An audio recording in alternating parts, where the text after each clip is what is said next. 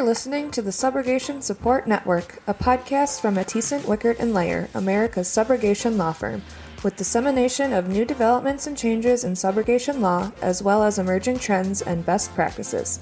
Here's your host, Ashton Kirsch.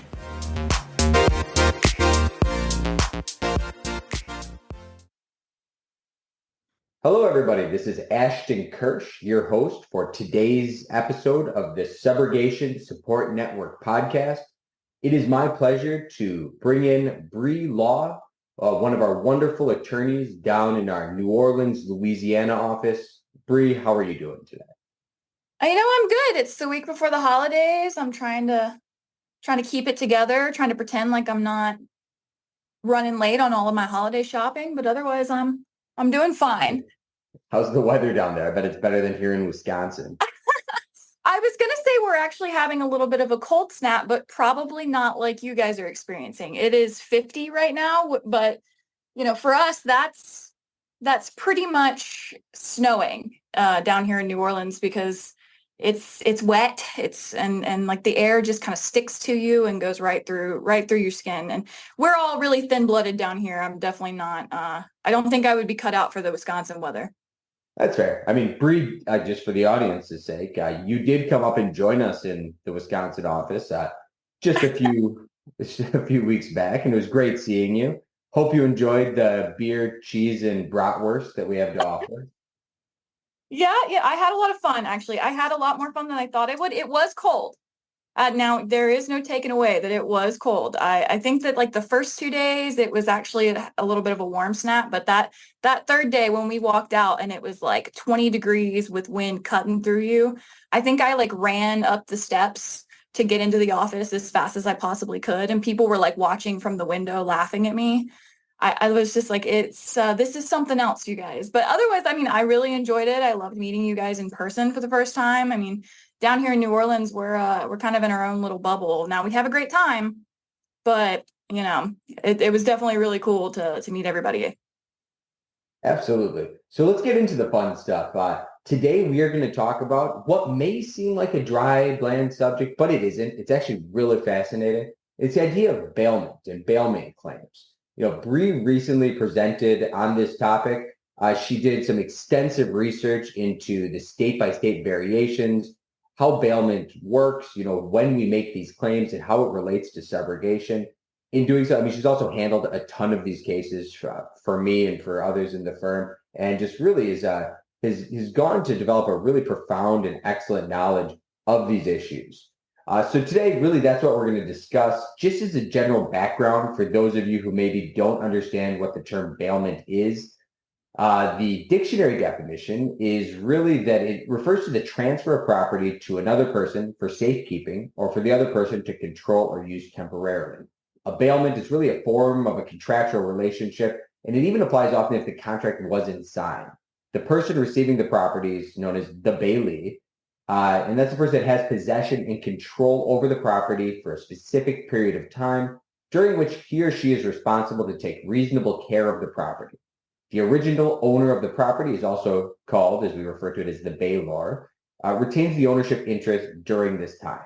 So in basic terms, in order for this bailment to exist, the bailee has to have both the intent to possess the property and the actual possession of the property. The bailor, in that case, intends that the property be returned to him at the end of that specified period of time or after the purpose for which the property was given has been completed. All right, there's the boring dictionary definition of it that I feel like, I'd be remiss in not at least outlining. But ultimately, the way this applies in our claims is a lot of times, let's say we have a vehicle theft, right? Your car's being stored at a lot, or it's with a repair shop, and that vehicle's stolen or something happened to it. Oftentimes, in most states, we're alleging both negligence and bailment. And the reason why bailment has it's so important and why it has it really has teeth, is that it creates a burden shift, right? In negligence claims, we have to prove up the elements of our negligence case. We have to prove up our tort case. The burden is on us, the plaintiff, the subrogated party, to do so. In bailment cases, interestingly enough, when you prove that the bailment exists, at that point, the burden shifts, and now the defendant has to prove a lack of negligence in a way, rather than the standard negligence claim where we have to prove it. So it really can be powerful and an excellent way to take cases where, oftentimes when theft or damage occurs in a repair shop or in a setting where the other person has the property, they have all the facts. So it can be almost impossible, if not incredibly difficult, to prove the elements of negligence. So this is a tool for us to be able to facilitate recoveries in those situations. What am I missing there, Bree, on the initial intro? Well, no, I mean, look, you hit the high points. You're absolutely right. This kind of I like bailment because a lot of times when you're dealing with delivery contracts, I mean, look, the modern day, everybody is really on board with Amazon and like online shopping. We're getting our goods from all over the world, not just from the mom and pop down the street, right? So, shipping contracts, where are your, how are you going to get your goods from China, from Italy, from Europe? You know what I mean? It's you don't know what's happening to them when it's happening, right? The person that has control of them is the person who shipped them to you in the first place. So your boat could all of a sudden go down in the middle of the Atlantic Ocean, and you're like, well, now I'm out money. I bought this car that was being shipped to me, and now it's at the bottom of the Atlantic. What am I supposed to do with that?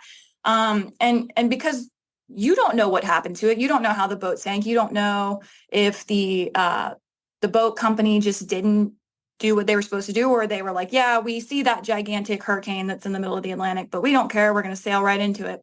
You don't have to prove any of that. You can just say, look, I bought this. I, gave it to this shipping company to bring to me, and I don't have it. Now it's at the bottom of the Atlantic. And, the shipping company then has to come back and prove that not only that they didn't do anything wrong, but that they did everything right. So it's not just, hey, I didn't do anything, like it was this hurricane. It's more of, it was this hurricane and I did everything I possibly could to avoid that. It's not just this question. They have so much more burden than they would in a negligence standard, where it's like, well, I mean, unless you can prove that I did something wrong, I guess you're out of luck. So, I mean, bailment is really cool in that sense. I mean, because when we're so reliant on these shipping companies to get us our stuff, what are we going to do when they lose it, when it gets stolen from them, when it's destroyed or damaged in some way? I mean, we kind of lack a lot of power there, and bailment puts it right back in our hands for sure.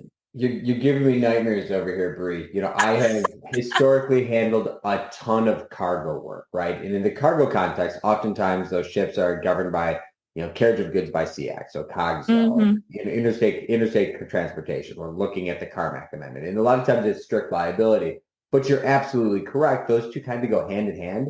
And even those situations where necessarily international or even federal law isn't going to apply, you're correct, right? That's a lot of times the theory that we're going to use. So we're going to use bailment theory. We're going to throw everything at the wall and see what sticks.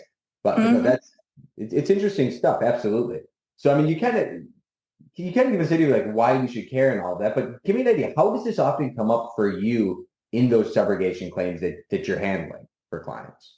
Well, so when you're dealing with subrogation claims, a lot of times when it comes up is insurance companies, they insure businesses, they insure, various types of businesses, whether it could be car dealerships, repair shops, an individual, or like a shipping company, for example. We in the subrogation world see all different types of companies being represented by insurance companies. But a lot of times when you're dealing with that, when one of these things happens, say, for example, on a dealership gets cars delivered and they're damaged, right? Well, the dealership is going to make a claim with their insurance and say, hey, like, we just had these $100,000 cars delivered to our lot, but they're damaged. We want them replaced. Or they get lost in transit. They're going to make an insurance claim. And then it comes to us in the sense of the insurance company wants their money back, and they know that the shipping company, well, they damaged the goods somehow, or they lost the goods somehow, right? How are we going to get their money back for them? Now, of course, there's obviously in a lot of these circumstances contracts at play, but sometimes the contracts don't address it. And so when you get in those situations, you get into kind of this money spot where bailment comes up, and you kind of just tell them, look, you were responsible. What now? So that's how it's going to come up oftentimes in the subrogation context, is when one of these businesses that the insurance companies are, issuing policies to makes a claim for, my property was damaged, it was stolen, it was lost while in the possession of somebody else, and now I want my stuff replaced. That's really what it comes down to. And then the insurance company is like, okay, here's your, we replaced your stuff, but this wasn't your fault. it was somebody else's fault. So I think that it's really a really useful tool. It kind of covers both bases because the insurance company's not going to be on the hook when somebody else was clearly at fault here. Right. And I see this all the time, just kind of in my practice. I represent a lot of commercial auto motor carriers, right, who self-insure. Right. And quite often those over the road or interstate truckers, they're stopping, they're storing their vehicle. Maybe when they're at home, they use a storage lot, or let's say it's out for repairs. And it happens all the time. The next thing you know, we see fires quite often in repair shops. But what's typical is, we had the Kia Hyundai podcast we did a while ago. We're very involved with those types of the thefts, but theft is huge right now. Huge. I mean, it's expanded like crazy. And that's where the context that I typically see these in is vehicles, be it at a secured lot or in a repair shop. Next thing you know, vehicles gone from the repair shop. Where'd it go, right? We have to prove negligence typically. So how do we prove negligence? Well, we'd have to show that they had negligence with either their security wasn't up to snuff, or they had some issue, or they left the keys sitting out there in an unlocked room or just on the front porch, right? Or we can argue bailment, which is kind of where that comes in. And a lot of times it really takes this, this knowledge and this understanding that this be a cause of action, that this type of claim exists. Because frankly, a lot of adjusters, frankly, even some attorneys, they're not aware of this. And it's a way to really take a case that may be shut down. And we do second looks for a lot of clients. And we'll take a look at cases that they may have shut down. And I can't tell you how many cases we found with similar facts to that, where it's just shut down and saying, sorry, we can't prove negligence on the repair shop. And it's, wait, hold up. We have a bailment case here. We can argue bailment. And at that point in time, the burden shifts to them to prove that they weren't negligent. Or they weren't negligent. Right, yeah. And I mean, you can see, it's interesting that you bring up theft. I actually have a couple. Like, for example, I have one where I dealt with, it was a delivery company delivered a couple of trucks to a dealership. And they said, turns out there's a second set of keys that's missing. Lately we've been having a ton of vehicles being stolen after delivery when there's a second set of keys missing. So lock those up and it's out of our hands. And it turns out in a lot of jurisdictions, depending on what the law is on bailment and third-party liability for criminal acts, we were able to turn around and say, look, actually, you were aware that this was like the MO of the thieves. Like this was like their thing. When the keys came up missing, that meant these vehicles were going to be stolen. So just because you completed delivery doesn't mean that you're off the hook. And in fact, you're still very much on the hook because you didn't implement anything to stop them from doing this. And so there was one like that. There was another one where it was like one of those distribution centers where a trailer's being loaded with goods. The driver left the trailer there to be loaded overnight, came back the next day and was like, where's my trailer? And the company was like, oh no, somebody else must have taken it. And it was like, well, no, that's not how that works. You were responsible for my trailer while it was here. That was our agreement. And now it's gone. You let somebody else take it and that it wasn't their property. And we can, before we can turn around and say, well, we don't know how it got lost. We don't know who took it. There's no like video surveillance to show who took it. All we know is that it's gone. So we would probably be out of luck in that scenario. But because of bailment, we can say it doesn't matter that we can't show exactly who took it and when. All we know is it's not on this property and it was within this company's care at the time. Looks like you've got to pay for it, right? So I think it's a really useful tool because it's like when things come up missing, whether it was stolen by another carrier, whether another truck took it accidentally, it doesn't matter. It's now gone and you didn't do anything wrong. You did everything right. But instead of having to prove somebody else stole it, and by the way, how are you going to recover from some criminals? If they stole your property, it's not like they're going to have a whole bunch of money to be able to pay you back anyways, even if you can catch them, right? So I think this is a really good tool to be able to hold people responsible when they were supposed to be watching it in the first place. It was their responsibility to take care of it and they didn't. Right. And a lot of times with these warehouses now, where these trucking companies, they'll go drop their trailer and be loaded either that day, the next day, or another day, but they drop it there, leave it there in the custody of the warehouse, whomever it is, the shipper, insert whomever you'd want to be to have that be that defendant.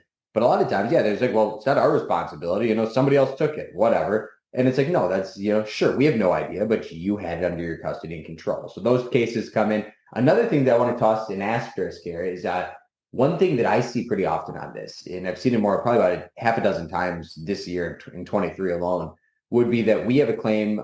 There's the idea of garage keepers insurance, right? Where the repair shop, they have coverage for pretty much just that, what we're talking about. When damage occurs to a vehicle or a property under their custody and control.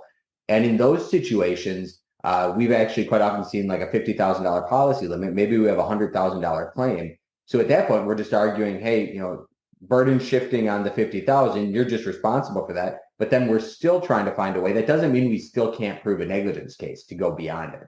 So that's been kind of a big thing I've been doing recently is telling my clients, hold up, like before you just take the garage keeper's limits, let's dig a bit deeper. Let's see if there's some sort of argument we can make. Recent one I had a few months ago was we found out that it was a valet, right? And you see this often in the valet context, right? Yes. Where the valet stand, they legitimately had a locked valet box. They could have tossed in the locked box. It was secure. There's a camera on it. But guess what? This valet guy, he just decided that's too far away. I don't want to take the 6 steps. I'm just going to put all the keys in my coat pocket, and I'm going to leave my coat unattended in this room over here. And guess what somebody did? Stole some cars, right? So, I mean, it comes up, the facts are always kind of fascinating in these cases, but right. There's a lot of things we need to look into, but, enough of my talking about it. Any other examples, you gave those, any other examples, or after that, just give me an idea, like, let's talk about bailment a little bit more of that. And what relationship is created in the bailment context? Like, how does this whole process work from a legal level? Well, you mentioned it sort of at the beginning. I think that it's important to note that it's not just a matter of, this person has your property on their property and they're supposed to be taking care of it. There has to be an intent. Because I've seen a lot of situations where somebody will say park their car in a lot and leave it there for a couple of weeks, right? And they thought, oh, my friend owns this lot, he's going to take care of it. Or they park it on somebody's property. Say this guy has a large piece of land and you've done it all the time. You park your car on their property for a couple of weeks while you go out of town, and he always takes care of it. And when you come back, your car's gone. Well, you didn't tell your friend that you were parking your car on his property this time. It would be different if you said, look, hey, I'm going to park my car on your property. Is it cool if I do that? Will you take care of it? And he's like, oh yeah, like I'll keep my eye on it. You can park it there. It's fine.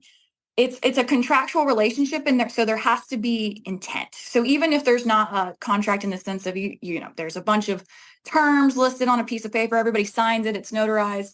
It could just be like based off the circumstances. I mean, we're talking even say if you walked into a coat shop, for example, you walked in and the store employee looks at you and is like, how can I help you? And you're like, I'm here to buy some coats. And, he takes you take your coat off that you're wearing, you hand it to him, he sets it down on the table, you go and you start trying on coats, you turn around when you're done and your coat is missing. Well, that was a contract. Regardless of whether it was said out loud, yeah, I'll take care of your coat. The shopkeeper invited you in, you're an invitee on their property. And so there's like just because of the circumstances surrounding there's a contract established there that your stuff is going to be taken care of while on their property. And you could, again, hold them liable under this bailment theory. I mean, really what it is, it's you're just making sure that this contract is laid out, but it doesn't have to be totally expressed. It doesn't have to be in writing. It doesn't have to be like, I agree to do this, said out loud. It can just be implied by the circumstances. But the relationship as a whole really is contractual. But the way that it can happen is so like wildly different. Like I said, you could be at a coat shop, or you could be writing it down with 10 pages worth of provisions, and it'll still have kind of the same aspect. Right. But it's factually intensive. We're trying to figure out exactly what occurred and if that bailment relationship was created through the intent of the parties. I think it's also important to note, and I'm sure we'll get into more detail later, that every state may be somewhat different. So, any advice is not legal advice talked about in this podcast, but this is more than a lot of other issues we talk about. Bailment is relatively universally applicable in at least how the elements apply, right? There may be case laws distinguishing ambiguities and so forth. But that's something kind of unique here. With this topic, we can kind of more broadly talk about it, though any adjuster, any client, any attorney out there needs to review the individual law of the specific state. But there are, we're primarily discussing the majority rules here, right?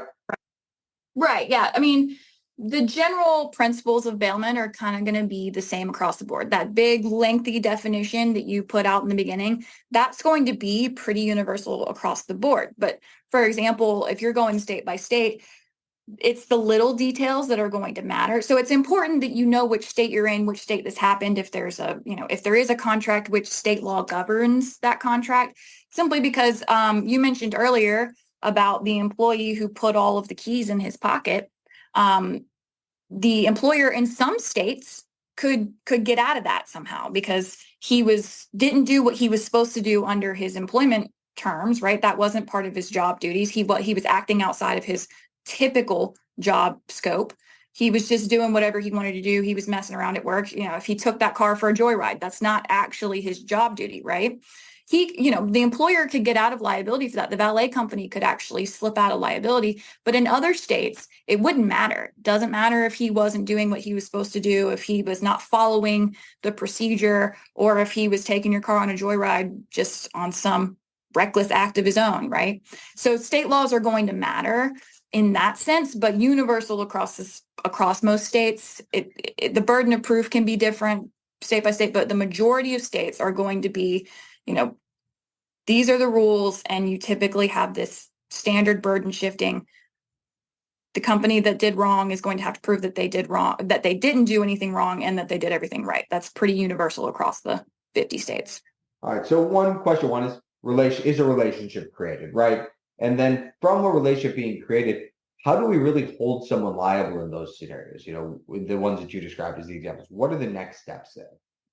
Well, so typically in those examples, what you're going to make a claim. You're going to go to them and you're going to say, look, I gave you this property. It was within your care, custody, and control, and you're going to have to give it back. And essentially, a lot of times, companies are not going to pay you, right? Obviously, you file suit, you're going to have to go for it. But these courts are basically saying all you have to do is prove this basic case. In most states, this basic case of there was a bailment contract, like, possession, intent to possess, all of that, right? There was a bailment contract. They received my goods in X condition, and they were either damaged or completely gone when I was supposed to get them back. And that is pretty much the basics of all you need to prove in court to hold somebody liable. Of course, like I said, if they can prove that they didn't do anything wrong and they did everything right, then it becomes a typical negligence standard, which is why, as you mentioned, we oftentimes claim both negligence and bailment. But in these scenarios, you just have to prove those basic elements to kind of hold somebody liable. And if they can't respond to you, because the burden is then going to shift. It's going to be them that has to prove that they didn't do anything wrong. But if you can just prove those three elements, you can pretty much hold them liable if they can't rebut that in any way, shape, or form. And for those who are kind of new to bailment, or be it business owners, or even sometimes newer liability adjusters, a lot of times it's hard for them to fathom that their insured could be liable or responsible for the criminal or negligent behavior of others, of some other person or entity, which can often be the case under bailment, right? The burden is going to shift to them, and then they're going to have to either, one, in some states, if it's an employee, they could still be liable. But if it's some other individual, if they can show that they were not the party that was responsible, that they were not negligent, then ultimately I think they can argue around it. I mean, right? I mean, how do you see that playing out usually? So it depends on the state. This is one of those things where it depends on the state, right? And what it kind of comes down to is, what does that state law say about proving up the intervening criminal acts of third parties? And for a lot of them, it comes down to foreseeability. So, for example, we've been talking about repair shops a lot. Say, for example, there's a Pet Boys that you go and you bring your car to, and you say, hey, I need a tune-up, and you leave it there with them, and they're like, all right, we're going to need to keep it overnight, blah, blah, blah. Well, this Pet Boys happens to be in kind of a shady part of town. Now, here up there in Hartford, I don't know if y'all are all too familiar with shady parts of town, but here in New Orleans, they are plentiful. It's wherever I live, I think. It's where all the attorneys are. That's usually... Yeah, I think that whatever your address is probably the sketchiest part of town. Avoid that address at all costs. That street, we don't drive down it. We lock the doors, we roll up the windows, the whole nine. Don't get into a car accident in front of my house too, because I'll probably come outside and sign somebody up to represent. So you'll be taking pictures. You'll be like, I can help you. I can do something for you. Yeah, no, I'd be scared to get into an accident and be at fault in front of your house for sure. But no, like here in New Orleans, we're used to that. We know what parts of town not to go into if we want to avoid some rough stuff. But say, for example, it was the only place that could get you in time. And so you're going to leave your car there. Well, they have break-ins and vehicle thefts all the time, and this company knew about it. But instead of getting a gate with a lock on it and some cameras and a security guard that parks in the parking lot, they just said free for all. And then the employee ends up leaving your keys in. Well, they knew that it was possible that somebody could steal your car. And in fact, not only possible, but probable, right? Because it happened all the time here. That's common in this area, and they did nothing to stop it. I mean, so in that scenario, they'd have to show like that it actually wasn't a dangerous part of town. I mean, but all you have to do is pull up the crime statistics and show, look, there were this many break-ins and this many car thefts within the course of 6 months before my car got stolen, and they did nothing to do it. And you'll be able to hold them liable. And for a lot of companies, that's crazy. But when it comes down to it, it's could you foresee this happening? And if you did, like you had a duty to beef up your security, to take better measures to prevent this from happening on your property with other people's stuff. So I think that like that's kind of going to come as a shock to a lot of people. But at the same time, especially in areas where you kind of know this is going on, you kind of have it's a heightened level of care, right? Instead of what's the ordinary standard? It's not ordinary standard across the board. It's not the same. It's ordinary standard based on the circumstances. So it's like in a dangerous part of town, that standard of care is going to be heightened. Right. And in a lot of times, it's kind of a fascinating burden shift back and forth there, right? Where it can involve bailment, but a lot of times it's pushing back to then prove negligence because you're making an argument under bailment theory. They're coming back and say, hey, look, we're not responsible. We can prove we can defend on the bailment because look, we weren't negligent. It's somebody else who came in and stole the property or did that or broke through the fence or did whatever. At which point then, I mean, we're oftentimes going back to argue as we do in other cases, negligent security case, right? And we have negligent security cases all the time. And I mean, they're tough cases, but in that context, you're right. There's a heightened standard. And a lot of times these, the winning negligent security cases oftentimes arise in this context where there's also an associated bailment case. Right. Yeah. I mean, it's, negligence I think is at the core of a lot of what we do. But I mean, and in a bailment situation, like we just talked about with the negligent security cases, it kind of, the burden shifting does again relieve some of that duty, because when you're doing a standard negligence case, you're kind of trying to prove everything. Plaintiff carries the entire burden of proof. But because of this burden shifting, I think it's really cool that it's like you kind of don't have to prove everything up. You just have to show just enough. And while some companies obviously they probably don't agree that it's cool because they're the ones getting sued. Others are going to be happy because it's like usually in these scenarios, you're kind of like, well, what do I do now? And for smaller companies, that can be a really big problem when their insurance companies are dropping them because they had so many issues and they couldn't keep their inventory up because things were happening, things were going wrong, but it wasn't their fault.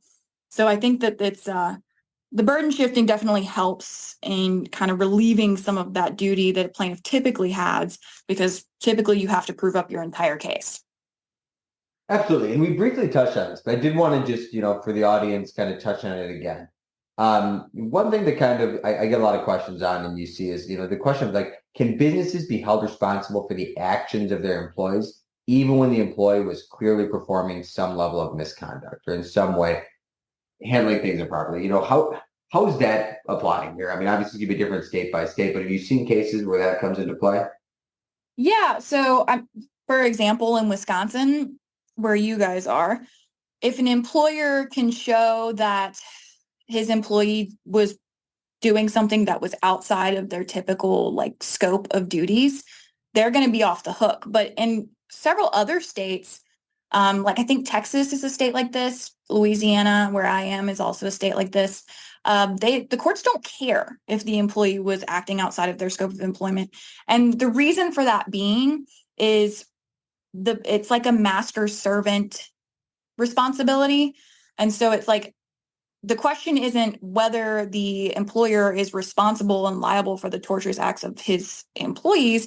It involves the question of whether the employer was liable for the breach of the contract that it made with the customer, right? So it doesn't actually come down to, well, it's not my fault because the guy was taking a joyride with somebody's car, and obviously that's not what we hire them for. It's a matter of, well, sure, that's fine, but ultimately I didn't make a contract with your employee. I made a contract with you as the employer. And so, this is, since it's such a contractual relationship, when the employer is entrusting the performance of, quote unquote, the contract to his employee, he's going to be responsible for whatever happens to it, whatever the employee decides to do with your property while he's in control of it. It's not going to matter that he didn't authorize the employee to do that with your property. Ultimately, he's going to be responsible. And I think that's kind of interesting, the way that it differs state by state. It's actually the minority of states that say, well, if it's outside the scope, then he's not responsible. And I think that that's ultimately right. I mean, when we're suing against trucking companies for standard car accidents, when we're suing the trucking company, we're kind of saying, look, like, you hired this guy, y'all are responsible for his actions. Obviously, you didn't tell him to drive the truck negligently and crash, right? But you're still responsible. Of course, yeah, as an employee of the company. Right. So is there anything else that you would say businesses can do to avoid liability in these situations, or any other advice that businesses or that the insureds on the liability end can do to minimize the risk of disputes in these bailment cases? Well, I think that that's it's kind of a loaded question, right? Because as we've talked about, this is a contractual relationship, right? The easiest way to minimize risk or to avoid a dispute is to put it in writing. Everybody knows that. But something that some companies do, and I don't know if you've ever seen this before, and maybe you don't see it because you just don't even think about it, but maybe we should. They put signs up. They'll put a sign up, say you park your car in a parking lot, but you give the attendant your ticket and all of that.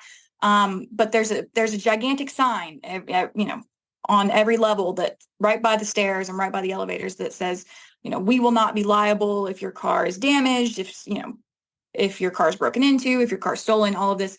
And these gigantic signs that everybody could read, and that a lot of times can actually get them out of it. But it's essentially, if you want to avoid risks of these scenarios or avoid disputes, you can put it in writing what's going to happen. I know for a lot of delivery contracts, what they'll do is they'll put in writing kind of what's referred to as like a set amount of, if something happens to your property while it's in possession of the shipper, then they'll be responsible for $50,000 for every vehicle that's lost or damaged while in transit.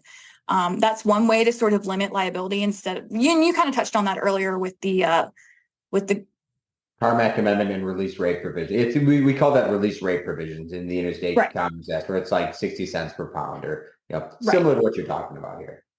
But yeah, so I think, like I said, since it is a contractual relationship, I mean, you're going to have to be aware of different ways to either waive your liability, limit your liability, or kind of secure secure the other party's liability in that sense, to make sure that when something goes awry, it's kind of always got the rules on what's going to happen.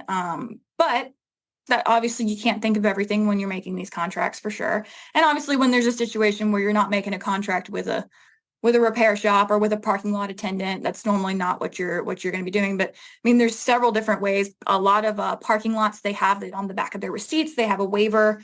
Now, sometimes that's not going to work. Again, it depends on the states. But I mean, I don't know if you've ever seen anything like that, but those things, state by state, certain states will entirely enforce that. A sign or like a waiver on a receipt, they will entirely enforce that. And others, like Louisiana, for example, they're going to say, no, you can't hide that in the fine print.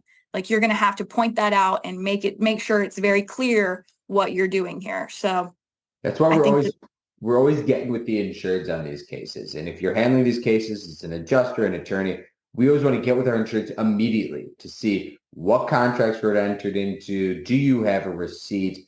Do you recall, or even send somebody to the scene to see if there were any posted signs in those states where it's relevant? But we always want to ask those questions up front, because just like when we talk about investigations and these podcasts or other trainings, so it's what we want to get that information right away. I can't tell you how many cases we've had where my client's been working it up for a year, And next thing you know, they send it over to us. And then right there in the fine print in front of everyone's face is a clause that's going to eliminate our right to, one, create a bailment case, or two, even pursue a negligence case either way. So, I mean, that's huge. So, I mean, Bree, any other thoughts on, how these pre-existing contracts, agreements, or other sorts of waivers can impact liability on our subrogation claims we're handling? Well, I think that for subrogation purposes, one thing that we always, and you're familiar with this, one thing that we always are on the lookout for are waivers of subrogation clauses. Because at the end of the day, while the insured might have all the rights in the world, somebody could in a certificate of insurance waive their subrogation rights against, the carrier, the shipper, whoever is liable. And that could actually, while the insured could have recovered there, now, we're kind of out of luck because they didn't do the right thing and they came to us instead. So I think we're always on the lookout for waiver of subrogation clauses, and kind of when there's several different parties at play, that becomes a huge issue, because it's like, well, now I need to see every contract, because if I don't see every contract, there could be somebody somewhere down the line that actually has a waiver of subrogation clause in one of their agreements that could apply to me somehow. I see that a lot in like maritime work. Waiver of subrogation clauses are huge in maritime work and cargo shipping contracts, things like that. That's a big thing that everybody kind of needs to be on the lookout for and to consider when going into these kind of agreements and contracts is, do we really want to waive our subrogation rights? And if so, I mean, do we want to carve out exceptions, things like that? It's all something that really needs to be considered, because it's going to limit your rights as an insurance company to get your money back for sure. So kind of across the board, to simplify things as we go forward with this, it sounds like if we have a case where we think involves bailment, we want to figure out, do we meet the elements? Do we have the necessary elements to prove bailment is at issue? At which point burden shifts. But still at that point, that's not enough. I think that at that point, we really need to get with our insured to start making sure, are there any other various contractual defenses or anything in there, any agreements that could also somehow impact our ability to pursue that case? Kind of adding another wrench to this issue, right? Right. But I think that that's important for the simple fact that most bailment cases are not strict liability. Like, I know obviously we've been talking about kind of reducing that negligence standard and really kind of having a presumption of negligence is what it's called. But most of these cases, it's not a strict liability standard. So it's like, you want to make sure that you have all the facts, and you want to make sure that you're not going to run into something later. With a few exceptions, there are a couple of situations where it kind of is seen as a strict liability situation, but you want to make sure that there's nothing that's going to come back to bite you later. Like you said, you work it for a year, and next thing you know, a contract appears that says that you limit liability for situations like theft, for situations like, something comes up missing, or act of God, things of that nature. Excellent. So obviously we talked about state variants. Any other different state variants that you wanted to mention that you think are relevant to those? Obviously the audience is varied and probably have people listening from most every U.S. state and even other countries. I think one thing that people should really be cognizant of is, state by state, the burden for the burden shifting can be really different. Now, across the board, a lot of them say, like, once you prove up that these elements of bailment are there, then it's a burden shifting, and they have, the other side has to show that they didn't do anything negligent, and that they did everything they exercised ordinary care, right? But in some states, the burden on the shipper, on the carrier, is actually really low. And all they kind of have to do is show, some minute fact that basically voids them of any liability and shifts the burden back to the owner, and then turns it into, again, like a more negligent standard. For example, in some states, if the carrier, the shipper, or the person that has possession of the property can show that the goods or property were destroyed by fire, it immediately shifts the burden right back to the owner of the property to show that the fire wasn't caused somehow by the person that was possessing the property. So instead of having to prove that the fire wasn't their fault, if they can show that it's a fire in some states that destroyed the goods, they don't have to show that they didn't do anything wrong. The burden's going to come back to the property owner or the insurance carrier that's trying to get the money back, to show that the person that had the goods actually started the fire somehow by their negligence, instead of it just being some random unexplainable fire, right? So Which I've actually, I dealt with a similar case just a few years ago, where at the same time I was litigating cases in two different states involving very similar factual scenarios, where it was a whole bunch of antique cars being stored in a warehouse where there were allegations that the fire suppression system was malfunctioning. One of those states, there's no question on both of them, we hit the elements of bailment. There's a Bailey-Baylor relationship. But one of those states had a similar, like you're talking about. I don't know if it would be called a fire exception. Let's say fire exception. The other did not. So it was significantly, in one state, we were just able to show, hey, you're responsible. Look at this. We had this relationship. You can't prove you weren't negligent, in a way. The other state, it passed back to us, and we had to, again, spend the thousands and thousands of dollars on experts, getting them out there, proving up that the fire suppression system wasn't functioning. That was an interesting one. Where it was actually that they never even hooked up the fire suppression system. So it ended up actually being quite an easy case. But in the end, it was just that it kind of showed me, and can be a good example for the audience, of how different these things can play out. Even though the idea of bailment is similar across the board, the way it plays out in practice can be very, very different, which is why you need good attorneys. You need to have people that know their stuff and know the relevant state law.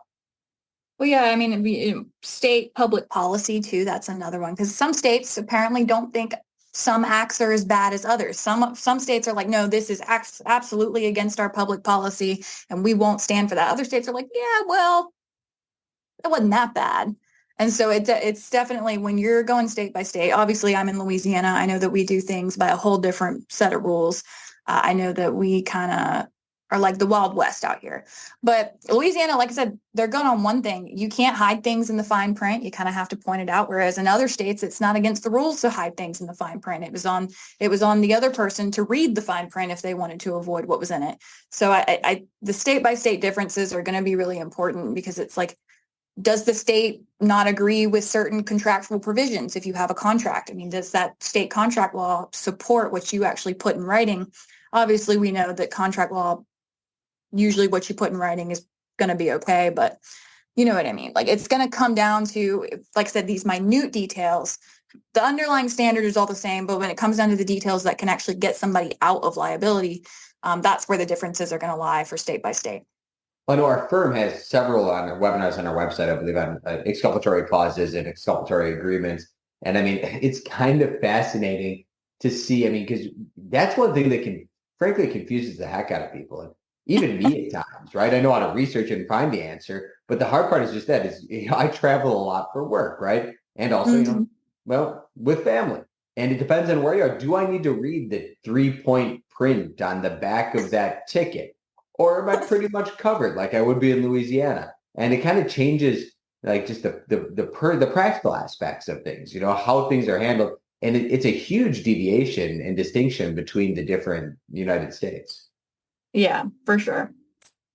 So, Bree, any advice for those of us who are handling subrogation claims on tips, tricks, or any sort of insights on how to pursue claims through bailment theory? I mean, I think that just like with any of these cases, I would work it up just like a standard negligence case. Like, don't just because the standard is lower, don't think that you're in the clear. Kind of always be aware of those contract traps that could catch you if there is a contract. Pay attention to the parties involved, because different standards could apply depending on kind of their role in the whole thing. Pay attention to kind of the facts, like what happened. Pay attention to, like I said, what are the crime rates in that? If it was involved theft, what were the crime rates? Who knew what? I mean, I've had opposing parties send me the very last piece of the pie that I needed in an email. And I was like, oh, thank you for that. I was looking everywhere for that. And it at the end of the day, if you treat it like a normal negligence case, when it comes down to it, there will be no surprise if they manage to shift the burden back on you, because just because you have this lower standard doesn't mean that you don't still have to worry about that. But I think that it's important to make sure that you're just kind of coming at it from all angles for sure. But it's there. It's something that you can use, especially in those cases that just don't make any sense. They're like, how did this happen? I have no clue. And it's something that you can use even if it seems like all hope is lost. I have several cases where it was like the client was ready to shut it down and I was like, there's one more way. We can try one more way. And I ended up getting it settled and it was everybody was super happy and super excited. It's just something to kind of keep in mind for sure when you're dealing with subro cases, that just because it looks like nobody can be held accountable because we don't actually know what happened, there's no negligence theory there, doesn't mean that all hope is lost for sure. I totally agree. And I think your recommendation to investigate and initially pursue all of these cases, even if we know that there's bailment at issue, still like a negligence case, still like a standard tort case where we have to, prove up the elements of our claim. I think that's huge, right? And one reason that I see that as being huge often, and I mentioned that earlier, is the general interplay between bailment and garage keepers coverage, right? A lot of these repair shops, they're going to have specific coverage that's going to cover, be it bailment or provide some sort of first party coverage to the individual who has their property there, right? But typically those limits are going to be, they're not the same as liability limits. Oftentimes they're way, way less. A lot of times we see, $50,000, right? $25,000, which means that there's going to be plenty of cases where, perfect, they're going to immediately tender those limits. Or they're not going to tell you they have garage keepers coverage and force you to keep pushing. But a lot of times we'll get a response saying, okay, yeah, we understand. Here you go. Here's our $50,000 garage keepers limits. At which point we go back and say, hold up, now we're stuck, right? I mean, we can pursue this repair shop beyond that. Okay, maybe if we're in the business of uninsured debt collection against some tiny repair shop. But otherwise, we can still, most of those policies still have liability provisions that would allow for us to assert a claim in negligence. So the slam dunk there is if we can prove up our negligence case and still argue bailment as well, we can get it all. We can get the quick, easy money under garage keepers or whatever sort of coverage may be applicable for bailment. And then we can also prove up, be it the issue for negligent security. What other issue that we can prove up, where we could prove up negligence and assert a recovery against our liability policy and facilitate, be it a full recovery or something near that. Right. For sure.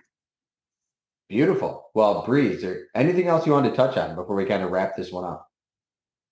No, I think we covered all the good stuff. Obviously, there's little minute kind of, we could go off into the weeds and talk about like what happens when a hotel has a safe, who's going to be liable then.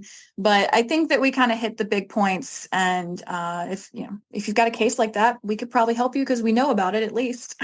Well, now you just piqued my interest. All right, hotel has a safe.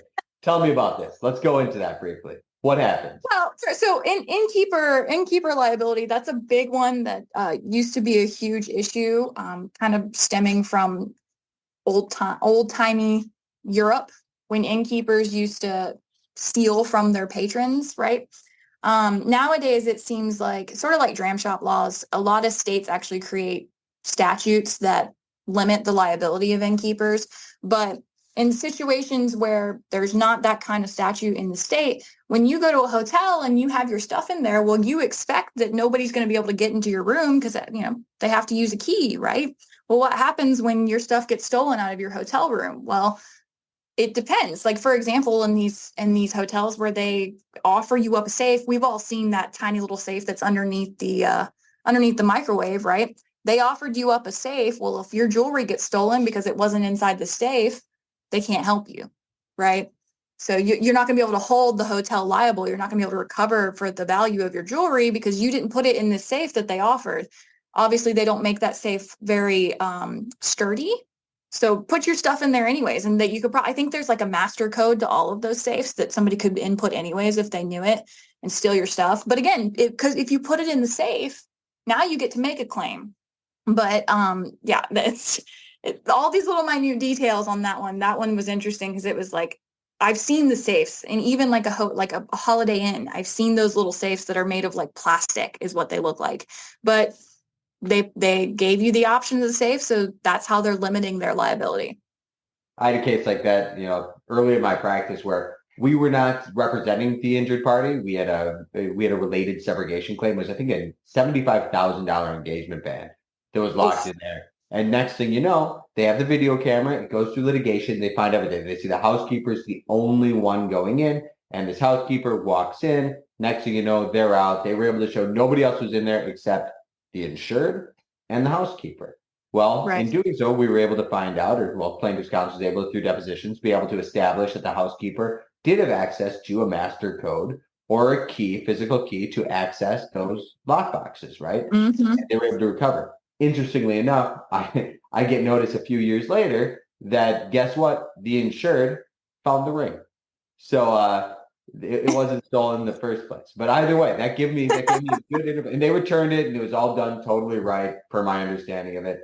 But I still don't. I always remember that one because it always kind of freaks me out going into a hotel room knowing full well like they all have a solution to get into there if they have to. Otherwise, it's going to be locked forever. Right. Right. So, I mean, I know some of them, sure, they work with lock companies and there is not some like master key accessible to everybody, but that is a real thing. And I've seen it play out, in a case that I was involved with. Interesting. Yeah, no, it's for sure. When I found that out, I think I was doing the research while I was in Wisconsin because I think I was doing I was going to prep for an article too. So I was actually in Wisconsin. I'm sitting in the hotel room and I look over and sure enough, there's the tiniest plastic safe sitting directly underneath the microwave and it's kind of hidden off in the back corner. And I was like, you sneaky. Okay, I get it. I see what you're doing. Hey, given the options, that's good. Any other good ones you want to jump in or ready to wrap this one up? Like I said, we could go all day with the tiny little stories and minute, well, what about this situation? But I think that as a general rule, I mean, because these things at their core are so similar, it's the tiny details that are going to get the cases that trip up that you're going to need an attorney for. So, I can help you. I can help anybody for sure. I know a lot about this topic. I've done so much research. In fact, I researched all 50 states. So if anybody has any questions, I can for sure help. Well, Bree is an excellent resource. You can always reach out to her. You can find her on the website, mwl-law.com. Her email address is right there. Reach out with any questions. I'm sure she'd be happy to help. But Bree, an absolute pleasure. Always good to talk with you. Thank you so much for joining us today.